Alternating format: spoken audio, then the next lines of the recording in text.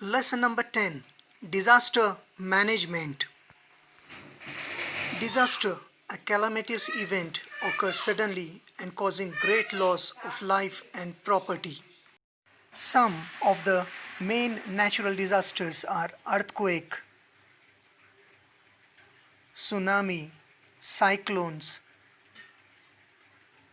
landslides, floods, volcanic eruption, lightnings. Some examples of man-made disasters are plane crash, atomic bomb, war,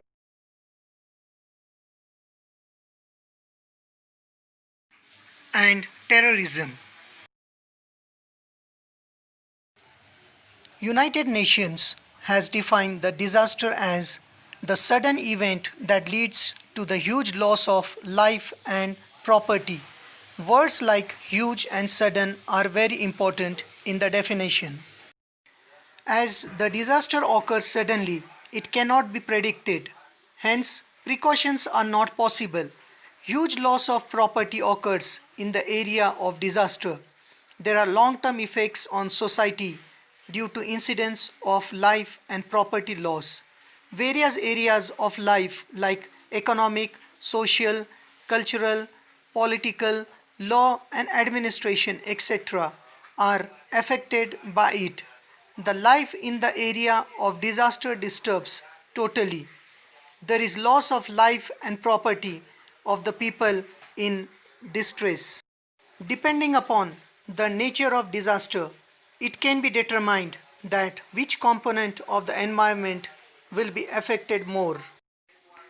Types of disasters. Number 1. Geophysical disaster. This disaster is again divided into geological and atmospheric. Earthquake, volcano, tsunami, landslides, landfall, erosion are some of the examples of geological disasters. Hot and cold waves, snowstorms, snowfall, cyclones, hailstorms, droughts, floods, meteorite, sunspots, etc. are examples of atmospheric disaster. Number 2. Biological disasters. Biological disasters are of either plant origin or animal origin.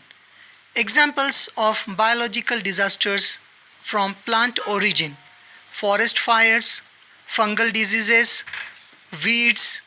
These are some of the examples. And the biological disasters of animal origin, examples: infectious virus, bacteria, insect bites, etc. Man-made disasters are again of two types: through unknown sources and international disasters. Examples of unknown: poisonous gases, atomic test, unplanned actions, accidents, etc. And through international sources like war, fire, bomb blast, forced migration, terrorism, child labor, etc. Now we are going to learn about effects of disasters. Any type of disaster, it causes great loss of life and property of the people. Different areas of life and economic, social, cultural, political, law and administration are effects of disasters. The life in the affected area is totally disturbed. Nature and duration of each disaster is different. The period of disaster decides whether it is short term or long term. Disasters are caused due to different reasons. Each disaster has its own environmental impact. Taking into consideration the scope of disaster, some of the important facts must be thought over. They are as follows: pre-disaster phase, warning phase, emergency phase, rehabilitation phase, recovery phase, reconstruction phase. Taking into consideration the nature and scope of disaster, only three aspects of disasters are important for common citizens. Number 1. Phase of emergency. Important character of this phase is that maximum lives can be saved by quick actions during this phase only.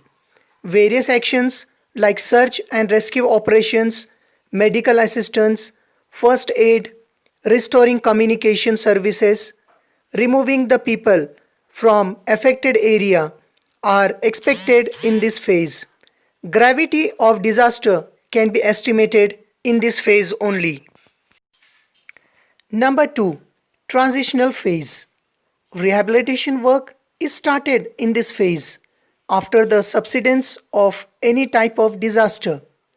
It includes clearing of debris, restoring water supply, repairing roads, etc., so that it will help to bring normalcy in public life. Rehabilitation of the victim is important aspect of this phase. Generally, different institutes offer the monetary and other types of help to such people.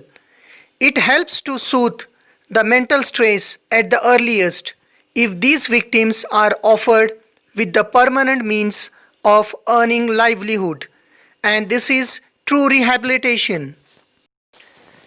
Number 3. Reconstruction phase. This is highly complicated phase. This phase begins in transitional phase. People reconstruct their buildings and facilities like roads and water supply are restored. Farming practices are restarted. However, it takes long time for reconstruction. Planet Earth has experienced many natural disasters. Listening to the description of those disasters brings numbness to the mind. Most of the disasters and related unprecedented situations have been occurred in the Asian continents and region of Pacific Oceans. Huge loss of life and the planet Earth has been occurred due to such disasters. Generally, such conditions of natural imbalance have arisen due to greed of economic progress of human being. Conditions of instability arises in the countries due to various reasons like economic inequality, racial and social differences, etc. Incidents like terrorism, abduction, social difference have been a routine now. So, my dear students, disaster management has become the foremost need of almost all the nations. In fact, it is most necessary for citizens of all countries because they are the main sufferers in any type of disaster. Hence, direct participation of citizens in disaster management is highly necessary. Similarly, disaster management scheme should be changed with respect to location, time, and nature of the disaster. It should not be restricted for a particular period. Overall, there may be any type of disaster.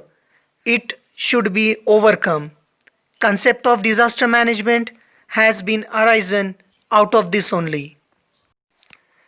Objectives of disasters management: disposal of human life suffered by human being during the calamities and release of the people, supply of essential commodities of the people to reduce the effect of disaster, the restore the human life in the region by creating reconciliation in disaster, rehabilitate disaster victims, considering protective measures in disasters such disasters will not reach in future, and SLOP take care to reduce their intensity.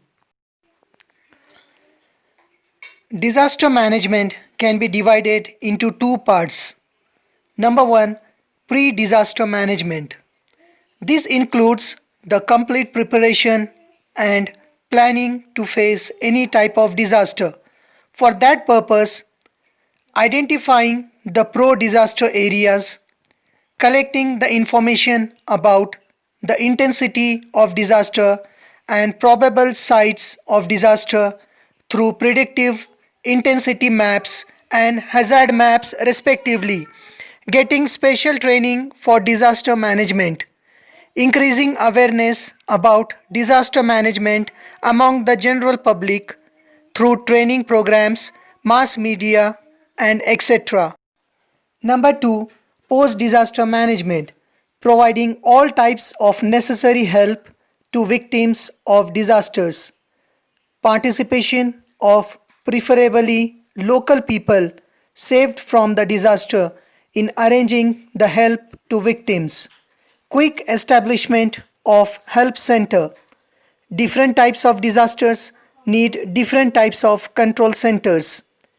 Categorization of the help material received from control center, delivering the material to victims and continuous review of the help, being always prepared for disaster rescue. Now we'll learn main aspects of disaster management cycle. Preparation. In this, a plan is prepared to minimize the destruction in any disaster if occurs. Redemption. Plan for minimizing the damage to the society and country. Preparedness. A plan is chalked out so as to get the quick response from general public and administration. Impact of disaster. Intensity of various aspects of disaster and disaster managements are reviewed. Response. Response to the disaster is to be given immediately after the incidents. This factor is followed by the disaster strike in this cycle. Resurgence. Resurgence is an important link between emergency measures and national progress. Resurgence is a stage used for the welfare and rehabilitation of the nation. Restoration. This is an important link between measures after disaster and national development. This step is useful for progress of nation and rehabilitation. So students, now let us understand the structure of disaster management authority. In case of disaster, an authority has been established at the level of government. Following flowchart indicates the function of control and coordination under the disaster management from national to village level. Disaster Management Act 2005 has been passed in our country. District Disaster Management Authority. At the district level, district collector is responsible for disaster management and implementation of rehabilitation scheme.